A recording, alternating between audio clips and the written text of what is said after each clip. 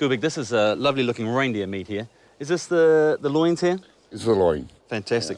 Yeah. I'm looking forward to cooking with this. What I'm going to do today, I want a couple of steaks for Gubik and I because we want a big old hearty meal. I've got some mushrooms to go with it, some tomatoes. I'm going to knock up a little potato dish. Gubik here, the Prime Minister of Greenland, is my assistant today, and he's going to run the fire. I'm going to lay back and do a little bit of the cutting work. So I've got these 2 loin pieces out of the back of the animal here. It's very lean meat. So at the moment, your country, Greenland, is going through, there's a lot of change going on, isn't there? It's exciting times. I mean, this is the days of change in every means.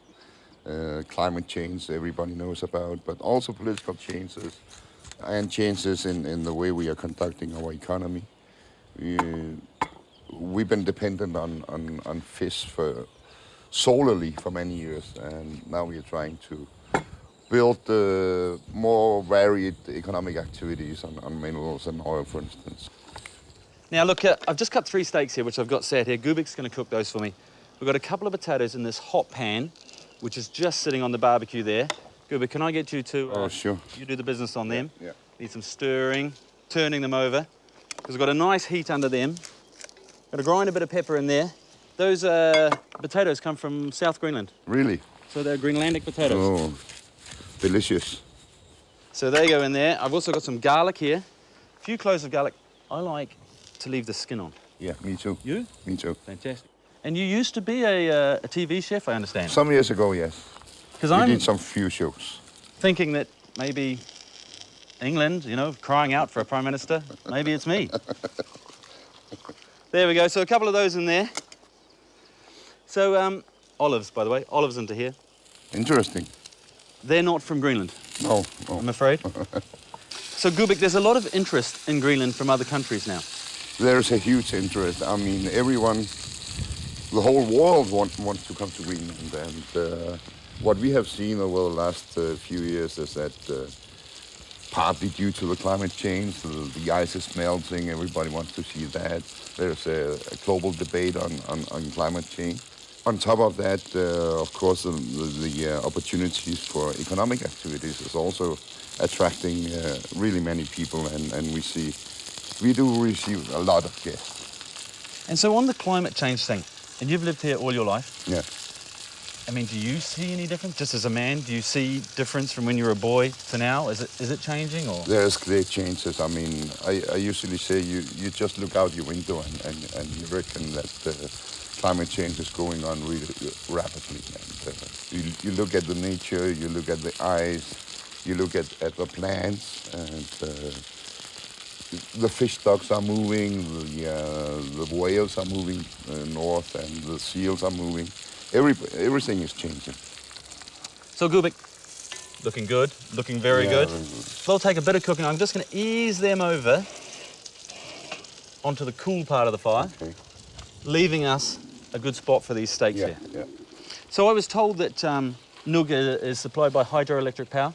All the electricity in Nuuk is powered by hydropower, and what we are trying to do is getting more self-sufficient when it comes to energy supply. Being a relatively cold country, you could imagine that we are heavily dependent on importing oil for heating and electricity. But we are investing heavily in hydropower, and today we are covering more than 60% of our electricity consumption from hydropower. Spot on. Now these reindeer steaks, we've got to get them on now because they're looking good. If I put you in charge of these, you won't overcook them? Okay. No overcooking now. I reckon here, and if you put them down there, should be okay. Man can run a country, he can run a barbecue, I'm thinking.